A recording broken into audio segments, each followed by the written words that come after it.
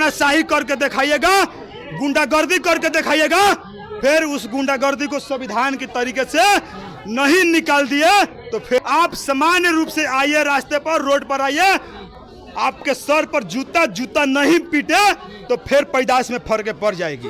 ये सामान्य की तरह जैसे हम हैं वैसे आइए, तब हमको बताते हैं आपको कि कैसा गुंडागर्दी होता है। अन्यथा अगर संविधान का, क्योंकि मैं संविधान का रक्षक हूँ, ये संविधान मेरा है, ये संविधान मेरे बाप दादाओं ने मेरे संविधान बनाए। इस सब साहब ने कितने फोर्स लेकर गए थे?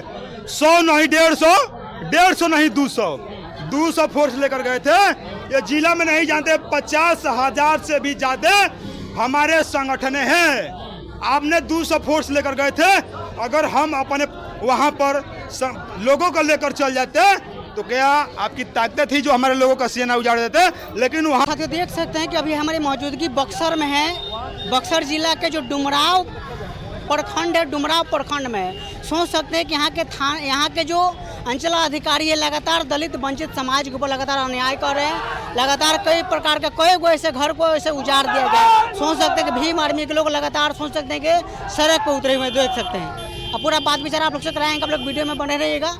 विचार में आप बताइए कि सीओ साहब जवाब दे। सीओ साहब आपको टाइम दिया है ना? बिल्कुल नहीं। अरे यार टाइम क्या, हमने बहुत उनका इंतजार किए, हमने बहुत इंतजार किया। हमने उनको 1 हफ्ता पहले सूचना दे दी है कि आप इस बात को समझिए, इंतजार कीजिए, कोर्ट में फैसला चले, जब तक फैसला नहीं आता है तो आप कोई भी काम मत कीजिए, हम भी नहीं कर रहे हैं। लेकिन सीओ साहब दादागिरी दिखाए, कानून का विरोध काम किए, संविधान का विरोध काम किए। आपको हमने टाइम भी दिया कि हमने जब आप संविधान के विरोध काम किए, तानाशाही किए, गुंडागर्दी सब काम किए, तो आप गुंडागर्दी मेरे ऊपर कीजिएगा। मैं 3 तारीख को आ रहा हूँ, आपके घर में ही आ रहा हूँ, आपके घर में आ रहा हूँ। जिस घर में आप बैठते हैं उसी घर में आ रहा हूँ। आपके अगर होगी ताकतें तो आप मेरी तानाशाही करके दिखाइएगा, गुंडागर्दी करके दिखाइएगा, फिर उस गुंडागर्दी को संविधान के तरीके से नहीं निकाल दिए तो फिर आप कहिएगा। वही संविधान की तरीके से मैं उनके गुंडागर्दी निकालने आया हूँ।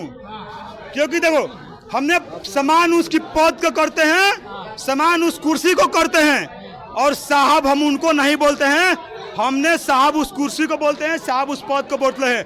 अगर उनके दिमाग में गुंडागर्दी बैठ गया, ज्यादा कानून पढ़ लिए हैं, तो ये सामान्य रूप से जैसे हमारे लोगों ने सम्मान है, जैसे सरकार में लोग हैं या सरकार से बाहर जो मनुवादी विचार के लोग सामान्य रूप से घूमते हैं, आप सामान्य रूप से आइए, रास्ते पर, रोड पर आइए, आपके सर पर जूता जूता नहीं पीटे तो फिर पैदाश में फर्क पड़ जाएगी।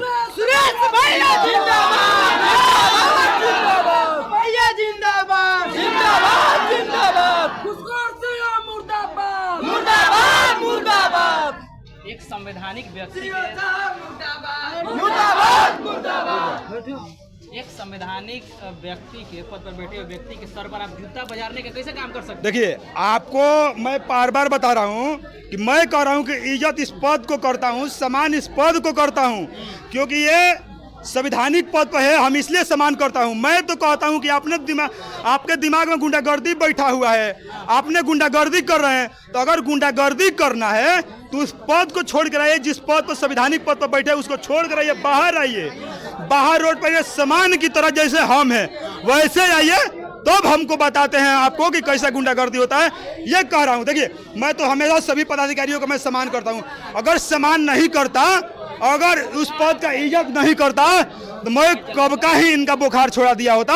लेकिन कहिए कि मैं संविधान का इज्जत करता हूँ, इसलिए मैंने चुप हुआ और संवैधानिक तरीके से मैं आया हूँ। अन्यथा अगर संविधान का, क्योंकि मैं संविधान का रक्षक हूँ, ये संविधान मेरा है, ये संविधान मेरे बाप दादाओं ने मेरे संविधान बनाए। इस संविधान को इज्जत मुझे करना है, संविधान के तरीके से मुझे काम करना है, मुझे कोई गैर संवैधानिक तरीके से मुझे काम नहीं करना है। अगर करना होता, अगर गैर संवैधानिक तरीके से काम करना होता है, संवैधानिक विरोध से काम करना होता, ये सीओ साहब ने कितने फोर्स लेकर गए थे?